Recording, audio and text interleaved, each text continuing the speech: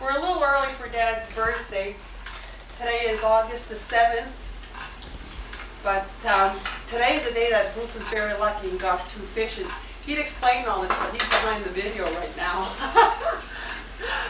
And this is one of Daddy's favorite meals, so we're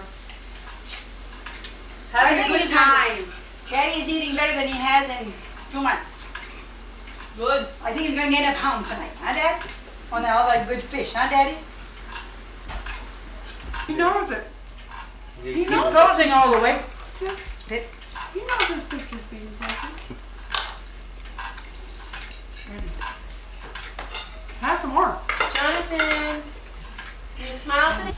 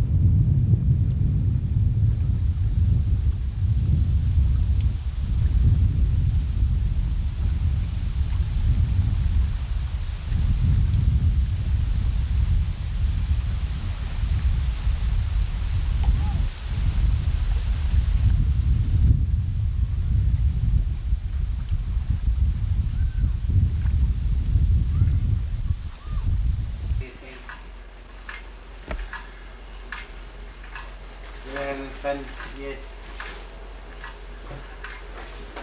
Yes, we're having a good time. Good fish. Good fish.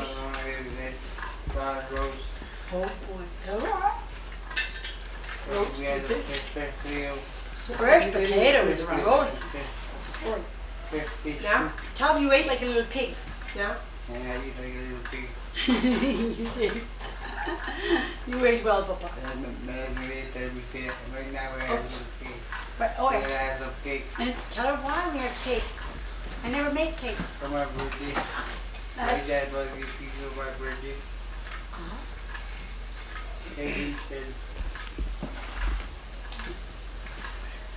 should I have a birthday cake? Tell her what Bruce got you for your.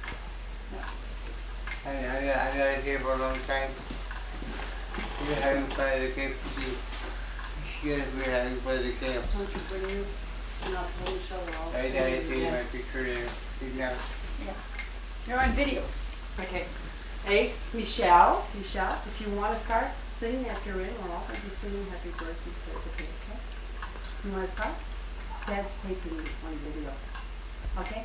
You're using the birthday happy birthday. On the count of 3, okay? 1, 2, 3. Happy birthday to you. Happy birthday to you. Happy birthday, dear Daddy. Happy birthday to you. Your dad is taking my picture. That's because you're a handsome guy. That's because we think you're a pretty handsome guy sometimes. Okay, So, yeah. make a wish, Dad, and I'll Make a blow it wish. up for you. Make a wish. Make Move a up. wish. Make a wish. Make Okay. a wish, and I'll blow it up for you. I wish for many more days to come. Okay. For good of us, come on. Wow, there you go. Woo! You're gonna get the wish. Okay. This is the nickname, the Ouellette Cottage. The land was bought by Pat in 1961, the year that Mama died. We had just bought the land, they were digging the well that very year. Mama Ouellette and Mama nickname both died within a month of each other. At first, all we had was a bunch of rocks. It was farmland. All the edge of the lake was just a rock pile. So we cleared a little bit and made a fireplace. Dad, some of them could not be moved, you know, they were just boulders. So Pat made a fireplace there. We had a big tent from Army surplus, I guess. It had 2 or 3 cots in it. He made an outhouse, which was a necessity with 9 kids. And so we come here to picnic and work every Sunday afternoon. The cottage next to it was the Soldier Pond Railroad Station was brought in there by a Deputy in 1962. Next is was the Deputy Cottage and the Lizotte Cottage, which now have been sold. The Deputy's, Lulu has it. The Condi Cottage, belongs now to Paisley. He rents it out.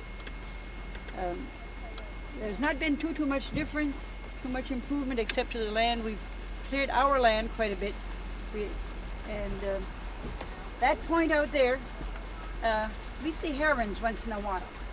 It's also the home of a bunch of ducks. Every year we have ducks, and a family of ducks come to our cottage. We used to have a nice diving board where the ducks used as an overnight. Well, I don't know. Let's stop. We've enjoyed the lake a lot. I think the family has enjoyed it immensely. We're still enjoying it, even though Pat cannot really enjoy it now.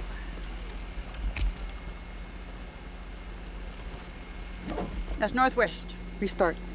Northwest east side. Northwest coast there.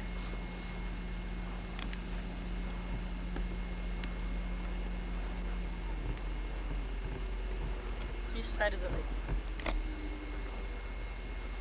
Many of us have swum out to that point right there and done some swimming. I know Lucy and Danny have done a lot of that. The lake is very shallow at the end of that point. You have to go way around it with your motors or else you get farmland out there. Now it's overgrown. Most of the cottages they've been changing hands quite a bit. It's pretty hard to tell who owns what, because within the last 5 years, most of these have changed hands at least once. Right about where you are now is hidden in the trees. We have our Vina's home and Bernice. Where you see that big white squared off building, next to it is a little bit of red. The red is on Vina's home. And the landing there is now public because it used to be, well, more or less wild land. Now cottages have been built up. And directly across from us, the red cottage, the red boathouse, belongs to Bouchards from Fort Kent, Gilman Bouchard from Fort Kent.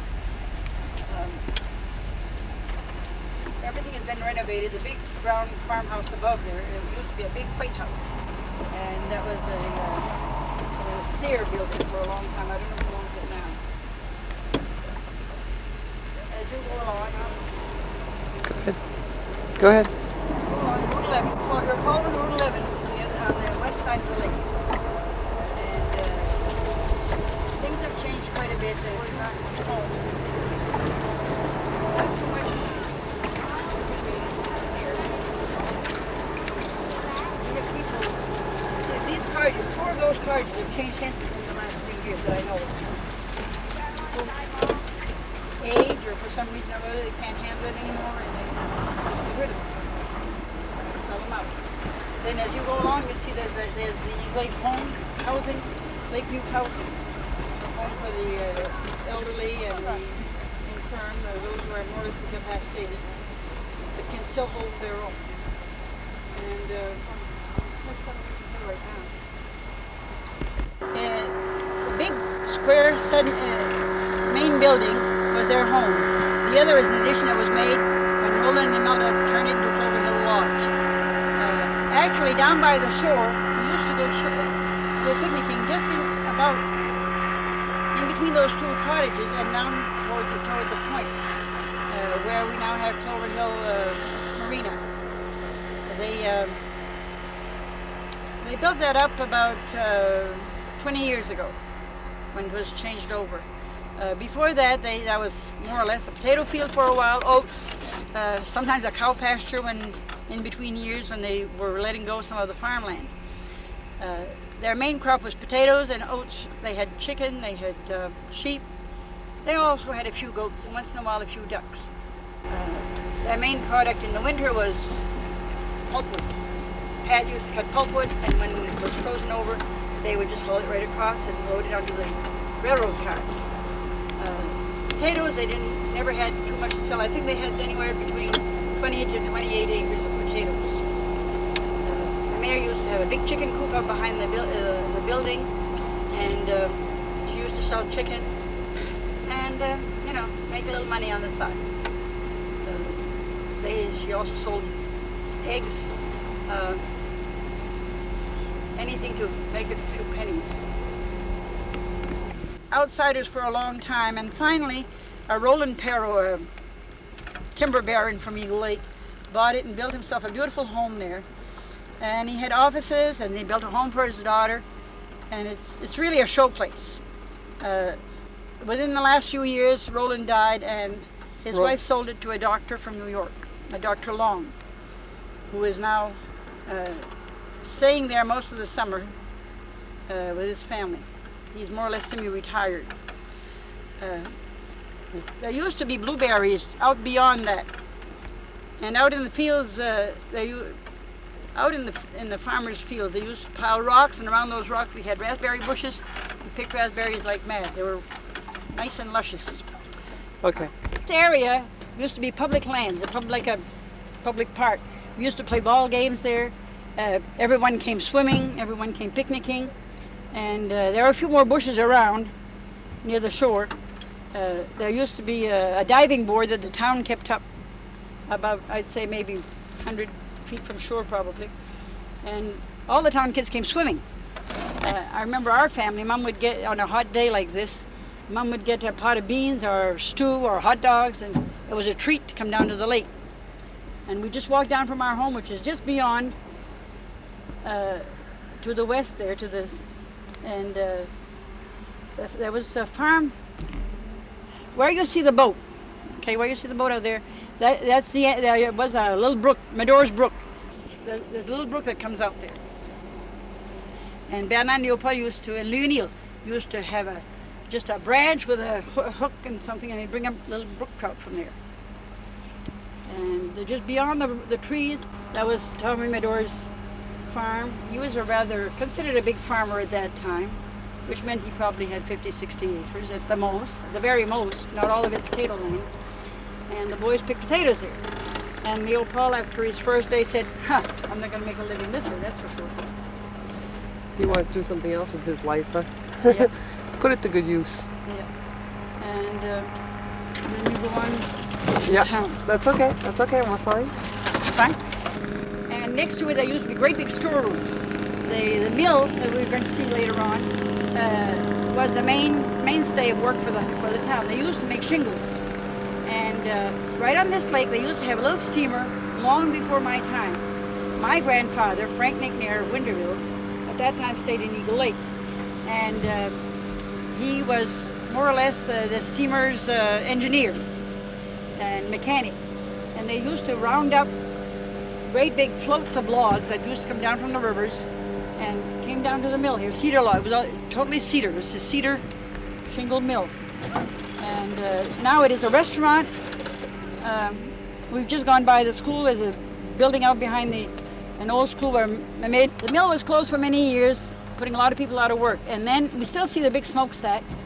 And then later on in the 60s, it became they produced bowling pins. And a lot of people now have reminders of that, and they turn their bowling pins into souvenir lamps. What you see down there, they've had a church bazaar of some sort last week, and they're having another one at the end of this week. So they're having a church fair for the benefit of the church and the different clubs in town. People turn out to these community entertainment. It's a small town. There's not overly much to do. If it wasn't for the lake, we really would not have too much. But in the winter, the restaurant that is there now, the Old Mill Marina, provides snowmobilers with a hot lunch, with services for their snowmobiles. In the summer, they provide them with motors and boats and whatever they rent out. And it's a little improvement, a little something for the town to do. Is the old school building, the old Eagle Lake School. Was a George Washington. For some reason, all schools were called George Washington. My mother taught 7th and 8th grade there for many, many years. I taught 2nd grade as a second-year teacher. And it's now closed. It's now the VFW Hall. And it's a pity to see it go, but that's the way it is. There used to be, just beyond the lower buildings, the shore buildings, there used to be a whole row of potato houses. And we had a lot of potato farmers at the time. There are very few left. I believe there's one left here in town. I don't quite remember his name right offhand. There were no homes other than the company house. And actually the company house building was used at times as a town, when they were giving out surplus food during the Roosevelt area. They used to be used as a storehouse for surplus foods and commodities, whatever they had, foods or clothing or whatever. And homestead used to be just beyond the school, next to the schoolyard. It's been demolished and there's a small home there. We had a lot of good times there, but it was, the foundation, it was on glaze, terre glazée, whatever that is. It was a soft, they couldn't make a very good foundation, and Dad was forever putting in new puncheons and whatever. I remember that twice he had to put in new sewers because the one was not working too well. We had a garden and we got us 9 children there, so I guess they had enough to feed us, whatever. Now we're zeroing in on the boat landing, which is now a public park, and they have picnic areas. It makes it nice because they really use it. For a long time, the Belangers, who live just across, used that as pasture for their sheep. Originally owned by Charlie Wiles. Now I believe it's a Baker who owns them. Actually, John Baker died just a few days ago, so it's probably changed hands by now. Pat was a guide here for a long time, and I worked here for a couple of years during harvest time when they could not get anyone to wait on tables and be chambermaid, or a combination chambermaid and waitress. There are 8 small cottages, like the two that you see by the shore. They're further out. The main building was the home of Mr. and Mrs. Wiles, and it was also the dining area, and the sports would gather there. You can see probably out behind you, see one of the cottages. They used to rent out boats, and it was a sporting camp. People came here from all over, from New York and New Jersey and Pennsylvania, anywheres, to visit, to come fishing and to relax. A very popular thoroughfare, a very favorite fishing spot for Pepé and Grand Pepé Ouellette, and I think Bruce likes it too. Usually, this is a weekday, so there are not too many boats around. But on the weekends, there can be 20, 25 boats out here, everyone fishing from morning till night, and making often quite a good haul. The thoroughfare really is the connection point between Eagle Lake and St. Croix. I think there's about 2 miles of thoroughfare out there.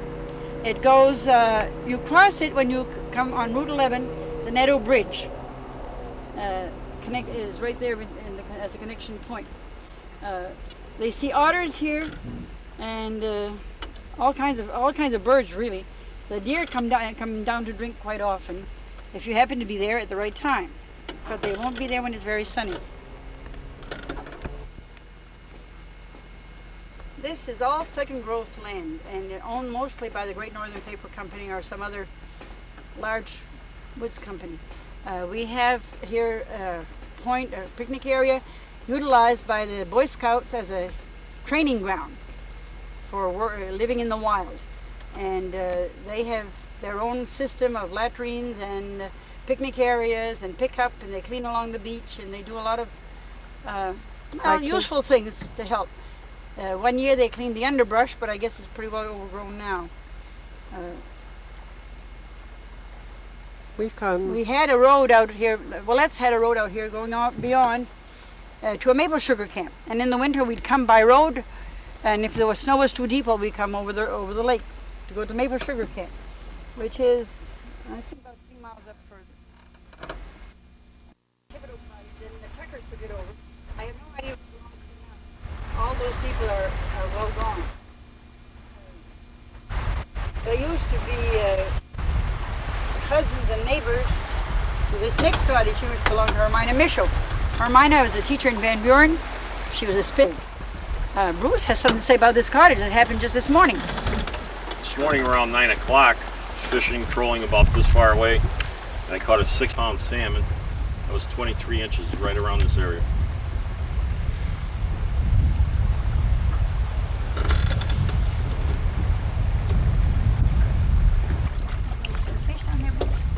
No, I just want to make sure it's not too deep. It's deep.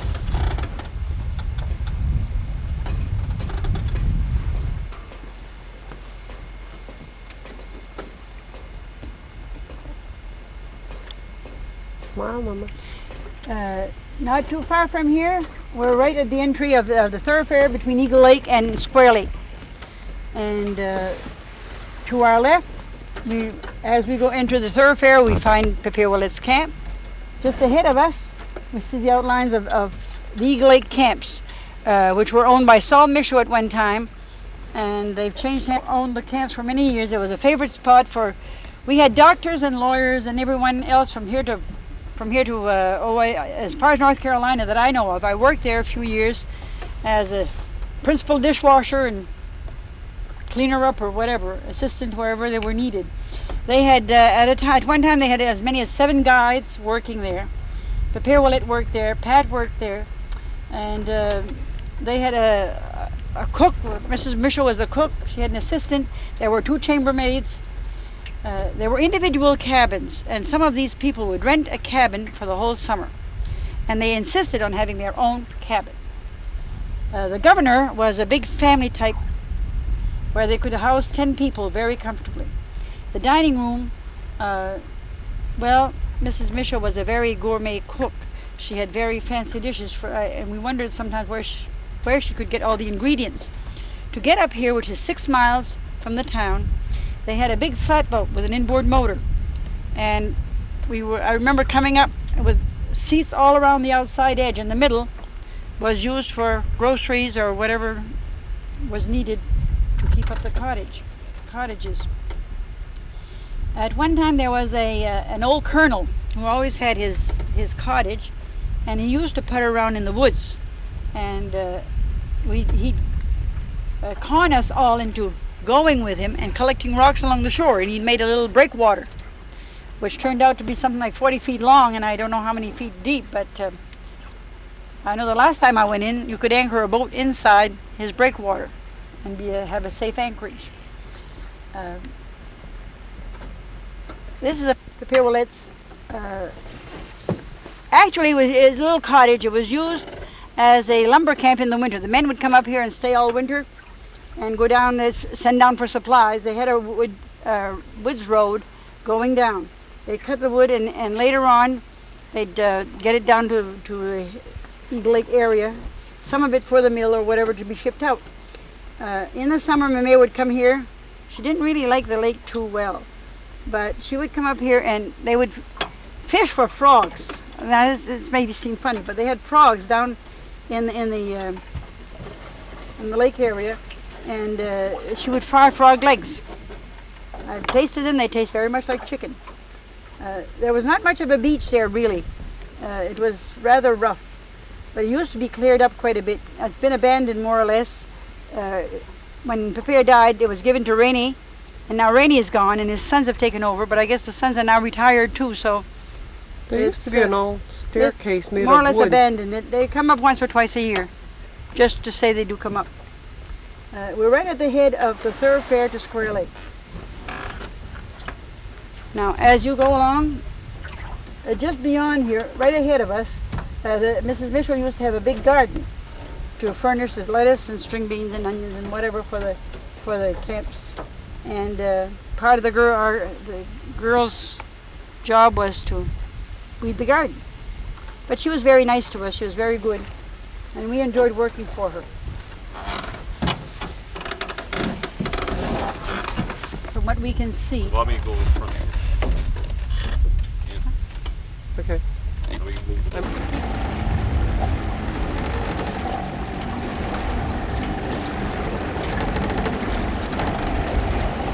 They've done a lot of work with all the porches. Awesome. Otherwise, the ice house would have come. Everything is roofed over.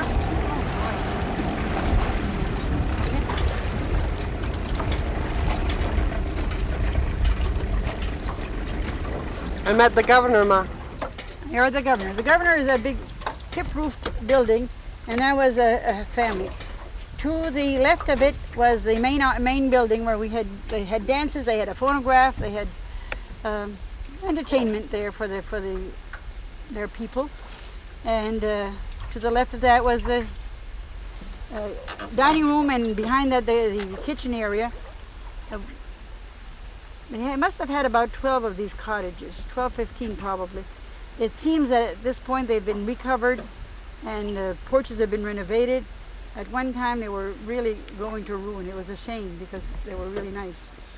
They used to have a huge dock where they docked their flatboat, and they used to have up to 15 boats there. The guides would take people out with a lunch. They'd leave about 10 o'clock in the morning and come back about 4. They took them fishing all along the lake. They brought their lunches with them, and they had their little camp stoves and everything. It had to be very fancy. They all had glasses and really china cups. Believe me, we had dishes to wash when they came back. But they would freeze. They would freeze if the sports caught fish that were worth keeping. They would freeze them whole, and they could be brought home. Many of them would be stuffed as trophies when they got back home.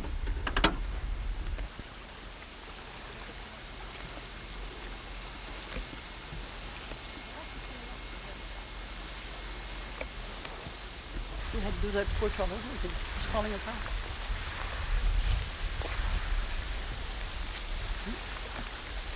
They seem to have painted the end of the logs too. Look at the size of those logs, for goodness sakes.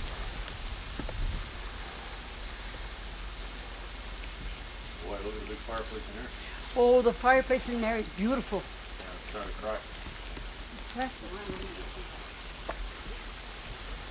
Look at the size of that fireplace, Anne. You gotta get. Nothing zero in on. Work on this, huh? The last time I came here, Ma, they had a big moose hang on top of that They put whole fireplace. new walls out back. The back entry is all new walls. That used to be the bedrooms out back. So they had a pool table. They had books. They had photograph. They used to dance there. You know, anything you.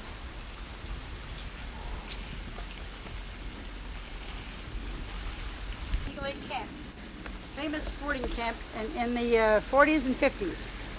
I believe probably from the early 20s. This has been here for a number of years, much before my time.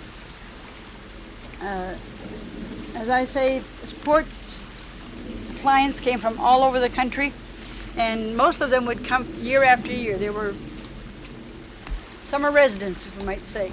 They would stay here.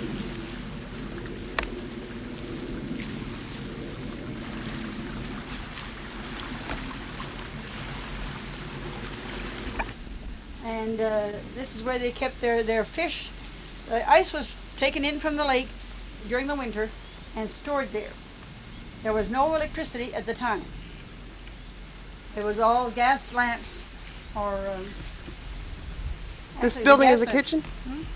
And this was the dining area with the kitchen up behind. There's a building out there that's gone. Along the kitchen area, the apple tree has been here, well, for at least 60 years, I'd say. And it's not producing as well as it used to. See the difference? They're all spotted. Out behind here used to be the cottages for the guides. The guides had their cottages out here, And where this mess of trees is right there, that used to be the laundry area. The laundry and storage for all, you know. There was gardens all the way out back here, huh, Ma? Huh? This is where all their gardens were out back? Oh, yeah. What's this building here? That was the head guide and his wife. His wife was a Maine chambermaid. No, this is the back side, huh? Where's that, a picnic area out there? And then beyond these buildings, you go a little ways and there used to be a big garden. Oh my goodness, look at what they've done. They've jacked them up. They've jacked them all up. Boy, there's been a lot of work done here. You wonder though, Bruce, if it's worth it. Some of them, the lower logs, you can tell that they're falling apart. And the window frames are all shot. Take a lot of money to get it back. Somebody must have money.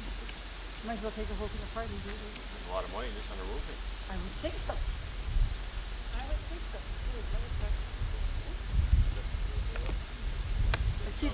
See, Bruce, the apples are not. Would you remember coming up here and picking up those nice big apples? They're not anywhere near as nice as you. There's no piano there, huh? Is that the same piano that we used to be here, Mom? That's the piano that was here. The game tables, and there was always someone who could play piano somehow. People would play cards or do whatever their thing, play pool, whatever happened to be. There was a big bookcase. I'm trying to think where the bookcase was. It's in that corner somewhere. A big bookcase full of all kinds of books. I read a lot. And out behind here they had a bar. And they had a few drinks, and they had soft drink, and they had candy, and what was popular at that time. Now this was 50 years ago when I worked here. See, the paint is still shown on the floor. It's the answer. They had no phonograph. You know those crank things? Oh, we better get going, baby. No. 7:30, candy. And I guess it goes pretty deep into the water. People seem to be fearful of it for some reason. Above there, there's a camping area. People come here for picnics. We've been here picnicking a few times.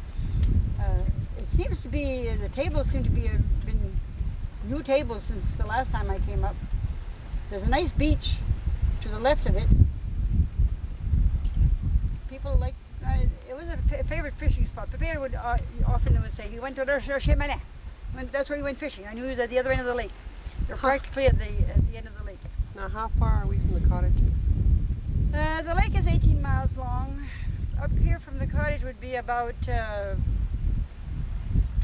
14 miles. 18 miles is the end. There's not much more than a couple of miles up there, is there? So it would be about 12 miles from the cottage, roughly. That's the end over there, straight ahead? That's the end of the lake. And there's a Pinkham's Camp out there, a big sporting camp. But that was just for personal purposes. They use it in the winter.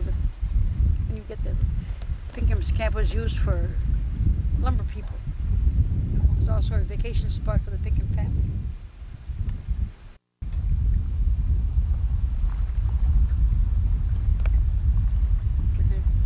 This is the area of the the three brooks. They all drain into the lake or out of the lake, whichever way. It's a favorite fishing spot for many fishermen. I don't really know where they drain into. It's probably at the widest area of the lake. I would say very close to 2 miles, huh, Bruce?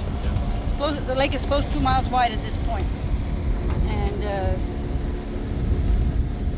as a rule, during the weekends, there are a lot of fishing boats out here. Not as many probably as Ned Thoroughfare, but it's also a place where the moose and the deer often come out.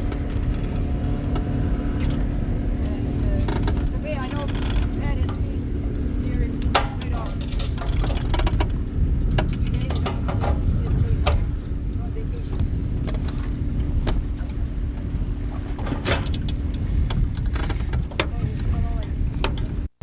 This rock was a marker for the fishermen. It was also a government survey, a geodetic survey of some sort. And it's been there for 50, 60 years. Somehow, pick it up. There's a marker. It might be lost along the lake or somewhere. It identifies exactly where they are.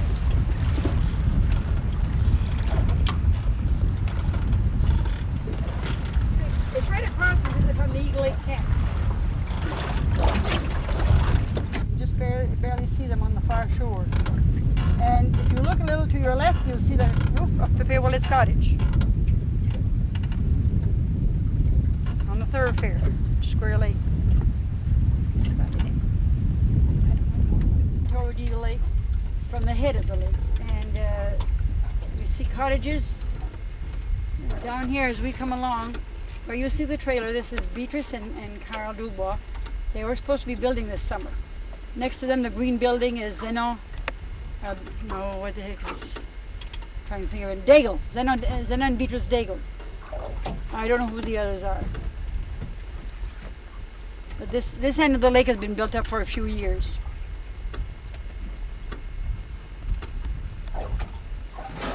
And as you come where the sailboat is, this is part of the Clover Hill Lodge area. They have a few trailer sites inside the paddle mill. And then the paddle camp, well, see the paddle camp at the point? Paddle camp. This is just the other view of it from the other side. The other side of the paddle camp is at the beginning.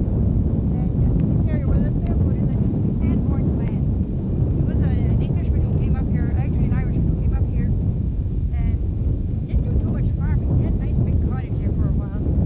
Then they bought, on the corner of Eagle Lake, he bought land there and built some cottages for rent. And that petered out. They've been gone Where for a was while. that? On the further down? Right across the corner from the school there. Where we go to the John's Market, not John's Market, but the Yankee Grocer there. Oh, okay, that's way down in town. If you go That's in town. Okay. Now, what are those rocks? There's little. It looks like there's little white pigeons sitting up on top over here. That's shallow. Those are markers. They have markers out there because it's shallow. Okay.